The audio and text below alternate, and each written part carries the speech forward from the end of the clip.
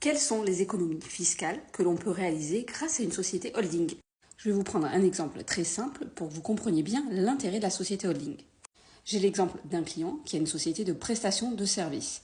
Donc il a accumulé sur sa société environ 100 000 euros, donc 100 000 euros de trésorerie. La forme juridique de sa société est une SARL.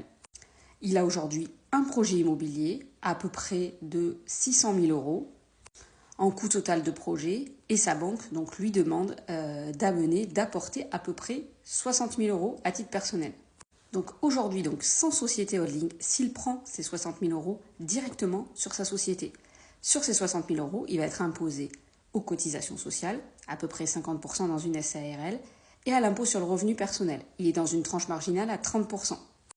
Donc dans son cas, le coût de la fiscalité est à peu près de 45 000 euros, soit 27 000 euros à peu près de charges sociales et 18 000 euros d'impôt sur le revenu, tout ça pour appréhender donc ces 60 000 euros.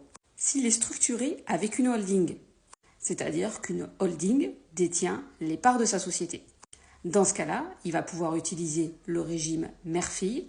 Il va être seulement imposé sur 5% de cette remontée de dividendes de 60 000 euros.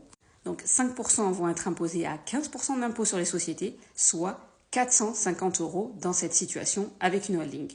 Donc dans son cas, avec ce schéma de restructuration, il aura économisé 44 550 euros de fiscalité pour pouvoir réinvestir dans son projet immobilier. Donc voilà, avec cet exemple, vraiment l'intérêt fiscal d'avoir une société holding quand on réinvestit les bénéfices générés sur une société sur un nouveau projet. Allez, n'hésitez pas à me dire ce que vous en pensez en commentaire et abonnez-vous pour suivre l'actualité fiscale immobilière.